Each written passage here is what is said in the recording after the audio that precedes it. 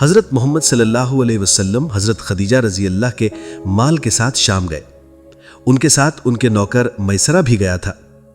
سفر کے دوران میسرہ نے دیکھا حضرت صلی اللہ علیہ وسلم ہمیشہ سچ بولتے تھے، منافع کامیابی سے کماتے تھے، لیکن کبھی جھوٹ نہیں بولتے تھے۔ ایک بادل ان کے اوپر سایہ کرتا۔ ایک اور کرسچن راہب نے بھی پیغمبری کی نشانی دیکھی اور تعجب کیا۔ نفیسہ حضرت خدیجہ علیہ السلام کے رضاکار نے کہا، یا محمد صلی اللہ علیہ وسلم، خدیجہ بنت خویلد آپ کے اخلاق، دیانتداری اور ایمانداری سے بہت متاثر ہیں۔ اگر آپ پسند فرمائیں تو وہ چاہتی ہیں کہ آپ دونوں کا نکاح ہو جائے۔ حضرت محمد مصطفیٰ صلی اللہ علیہ وسلم نے کہا، یہ ایک عزت اور شرف کی بات ہے۔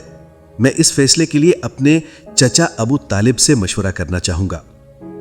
پھر پیارے نبی نے اپنے چچا سے کہا، چچا جان، حضرت خدیجہ رضی اللہ کا پیغام آیا ہے، وہ نکاح کا اظہار کر رہی ہیں۔ حضرت ابو طالب نے کہا، بھتیجے، خدیجہ قریش کی سب سے سمجھدار، عزت دار اور نیک عورت ہے۔ یہ رشتہ بہت مبارک ہے۔ ہم فوراً اس فیصلے کو انجام دیتے ہیں۔ حضرت ابو طالب نکاح کے وقت خطبہ کیا، اللہ اکبر، ہمارے بھتیجے محمد صلی اللہ علیہ وسلم جن کا اخلاق سب قریش میں مثال ہے، آج خدیجہ بنت خویلد سے نکاح کر رہے ہیں۔ مہر 20 اونٹ مقرر کیا گیا ہے۔ حضرت خدیجہ رضی اللہ یعنی رخصتی کے وقت دل میں دعا کرتی ہیں، یا اللہ اس نکاح کو برکت عطا فرما، میں محمد صلی اللہ علیہ وسلم کے ساتھ ہر دکھ سکھ میں ساتھ نبھاؤں گی۔ یہ نکاح ایک عظیم بندھن تھا۔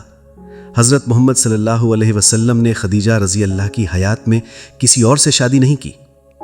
آپ کے سب سے زیادہ اولاد بھی اسی پاک رشتے سے ہوئی۔